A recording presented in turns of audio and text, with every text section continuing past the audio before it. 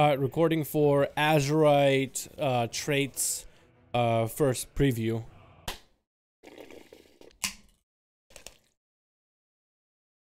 I mean, there's ice in a cup already. I might as well not waste it, right? How you doing, guys? Welcome back to another video. Today I'm going to be taking a look at the Azerite traits. On Wowhead, they actually have an awesome way to organize it, and it looks great.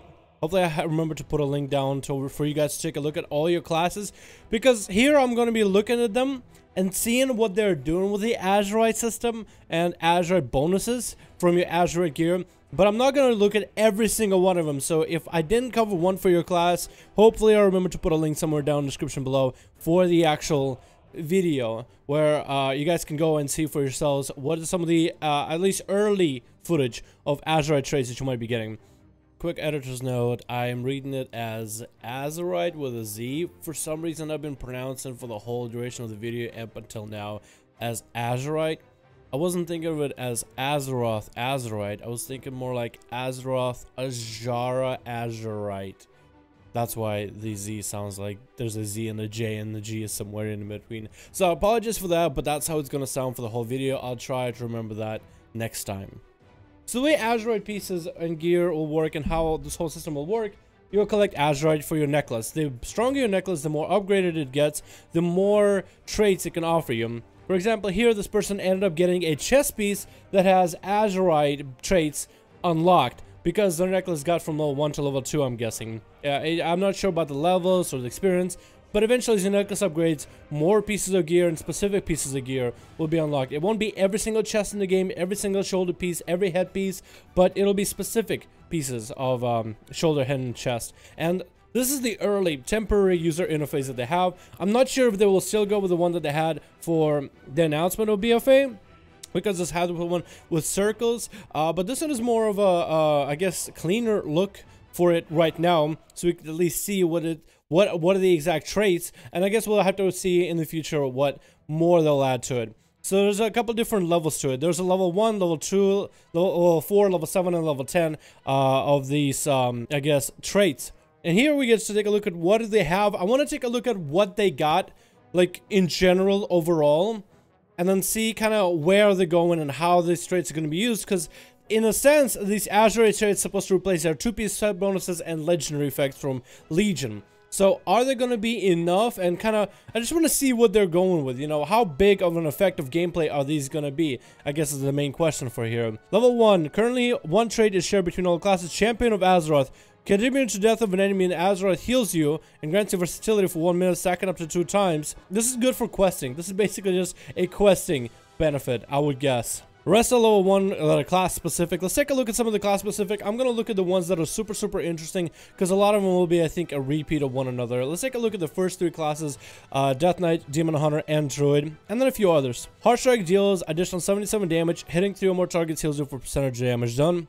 Icy Citadel, Pillar of Frost grants you additional 77 strength while you're above 75% health. So this one's actually very interesting. For PvE components, this will be amazing. But even in PvP, you can get some use out of it, as long as your healer maintains it. So like some fun playability to it, right? Some fun playability to it. So that's actually a cool effect because of that 75% health requirement. At least I find it kind of interesting. Demon Hunter. Using Demon's Bite 3 times, that grants you Mastery for 4 seconds. And Demon's Bite is your basic ability for your Fury generation. So using that 3 times gives you Mastery. So basically you want to build it, build a resource, build resource. Once you build the 3rd resource, then you can really unleash damage on the enemy, and Mastery will affect your basic ability. So I think that's actually kind of fun, playful way of just combining a few abilities together in terms of its effects. So you can really generate almost like a different type of rotation. You don't just build it, spend it, build it, spend it. You would build up to 3, then spend it. Build up to 3, then spend it. Or some kind of a flavorful in-between of those two. While Celestial Alignment is active, your spells cause a Seeking Star, dealing additional damage when they are not a repeat of a previous ability. Oh my god, this is like a monk. No, this is like a monk mastery combined into an effect. Oh, that would change the rotation so much.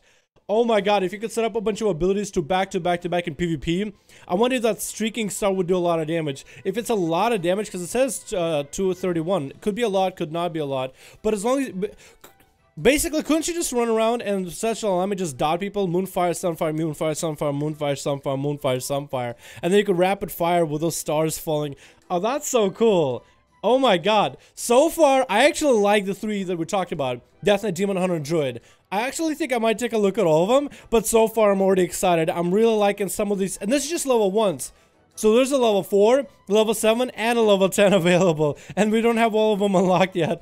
But so far, I am giddy. I'm actually giddy. Alright, for 100, piercing shots. When rapid fire finish channeling, hasten increase. That's actually pretty cool, so you would want to make sure that it finishes to the end. Modifies your rotation slightly. I like the small modifications to your rotation. Like, it changes your rotation very, very slightly. So piercing shots, rapid fire, you would never want to cancel it. Just let it set out through a whole thing instead of canceling it early, even if you are, let's say, capped on energy. So you want to be a little bit more careful and accurate with your playstyle. I love that customization again. While Avenging Wrath is active, you gain 46 mastery. That's kind of boring, you know what I mean? Some of these are kind of boring and they just kind of play into the already existing playstyle, but some of them actually add something different and interesting to add into your rotation. A new component to weave into your gameplay. And I actually very much like those that are new, but the passive ones, I guess like passive ones like Avenger's Shield grants you a shield absorbing damage is good for a tank, and that stuff is good for the game. It's just they already play up to an existing playstyle, but offer you like flat stats. I'm not a huge fan of it not changing you too much, or just hey, more damage, because why not? You know what I mean? I would think it should be more of a player skill, like if a player chooses some kind of a change to the playstyle, it should do more damage, I'm hoping, because it's a little bit more skillful, because you're trying to weave it into rotation now, and if you can do it properly, well then you get ahead of the competition. At least that's what I personally feel about it. Your auto attacks increase damage with nice shuriken toss, stack it up to 20 times. Oh, that's kind of cool. So you attack, attack, attack at range shuriken toss, attack, attack, attack, and range shuriken toss. That's cool. That's cool. So if Subtlety Rogue can weave that into his rotation somehow, and if that deals considerable damage, then that would be super, super happy. Sorry, I got like a bug bite or something. I keep looking over. Then we got only a few level 4s, level 7, and 1 level 10. Winds of War. Taking damage grants you dodge. Woundbreaker. Your healing effects have the chance to increase your haste. Healing lower health target grants more haste. Your damage abilities grant your elemental whirl, increasing critical strike. Your damage abilities deal physical damage. Gut repair occurs more than full health. Increasing mastery and leech. Okay, so these, I don't know if level 4s are going to be like universal for literally everybody or what. Level 4s might be universal for everyone. Like everybody might have each one of these, and then a few ones like the priest has the savior one. And it heals on target below 35% health, have a chance to heal for additional so much health. I wonder if this will be something that'll be certain classes will have specific ones or similar ones. If you go back to the picture right here, I see that this guy has the whirlwind, a priest one, and then a muscle one, and he is playing as a shadow priest. So what are the effects? Woundbreaker. Your healing effects have a chance to increase your haste, so I don't really think it would take that as a priest. Elemental Whirl. Your damage and abilities grant you critical strike, haste, master versatility. Some strats appear in classes with multiple DPS specs. Some traits appear in classes with multiple DPS specs. Gut repair. Damage abilities have a physical damage. So these all might be very, very similar for a lot of the specs. So the customizability might be in the role 1, which lets you customize your character early. Role 4 kind of helps you deal with damage or deal with different situations depending if you're a tank, DPS, or a healer. Also depending what class you are. So like if you are a priest, you'll probably have some kind of a healing benefit to yourself in case you need one. Level 7, Vampiric Speed. When an enemy is damaging you, dies, you heal and gain speed. Or Resounding Protection. Every 30 seconds get Absorption Shield. So this is more of like a defensive at level 7. This is basically a Pride As, and a lot of people wanted a Pride As effect for dungeons and such. Let's say Mythic Plus to survive certain mechanics. So Resounding Protection as a Pride As like a shield would actually work pretty well. Vampiric Speed will also allow you to heal and gain more movement speed for a little bit. So this is like a utility base. So it almost feels like they're going for like a very customized heavy traits towards like more generalized, and then even more generalized, and then even more generalized with level 10 being Azerite empowered. Increases item level of this item by 5. So I guess it's kind of good that we get in all these customization options early on. I'm wondering what each one of these customization options will be, because this guy's a Shadow Priest, but it looks like he has a paint suppression, flash of light, and mind seer effects. I'm not really sure if that's something this guy would want out of a Shadow Priest, if he is playing Shadow, and if this works for a Shadow Priest. You know what I mean? I'm hoping that they'll be more, again, I'm hoping that they're more customized, and they probably are. We just started taking a look at the very, very early game design of it. I really wish I could take a look at this stuff in the alpha, but I don't have the alpha. I really wish I could take a look at it in the alpha, but all I have to go for is other people's footages of people that tried this stuff like this, and it's like I'm just kind of hoping like, well, please somebody try this. Please somebody just go try it so I can see what it looks like, and then information from Wowhead and such. And I'm liking so far the initial design for all the stuff we have right here for level 1, all the benefits. Even I like this one, Champion of Azerite, this very baseline that can actually be useful maybe for like a tank or even a healer to a certain extent, or even some DPS that needs to have certain amount of self-healing. So let's say like a healer might be able to add a little bit extra DPS, spend less time healing everybody. So far I'm overall very excited, very happy with it.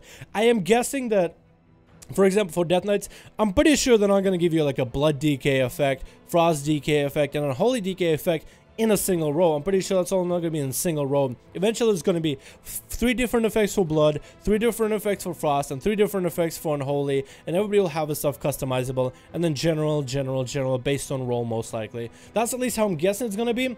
And if that's how it's going to be, so far I'm excited, man. This is awesome. I'm actually very happy with some of the effects. And you saw me earlier. I'm actually getting giddy with some of them. It looks like there's a lot of awesome ideas coming out. And it's like ideas borrowed from each other. Like the Streaking Stars. Celestial Element is active. Spells causes Streaking Star. Additional damage when it's not a repeat of a previous ability. I love it. And there's one right here for Subtlety, Sharpened Blades. Your auto attacks increase damage of an extra shuriken toss by 15, stacking up to 20 times. Nobody ever uses shuriken toss unless you're at range and you really need to build combo points and you have nothing to do. So this might actually combo you into a playstyle where you fight, get away, shuriken toss, shadow step back in, and you go back to fighting over and over. I'm actually super happy about this. Super excited to see what else they are having coming up here. A lot of them are passive that are beneficial, but some of them are almost game-changing. Like, they actually change up your rotation by a little bit, and I'm actually very excited about it, man. I'm actually very excited about it. So let me know you guys' thoughts about the Azerite power system so far. This is, again, very first look at what it might function like.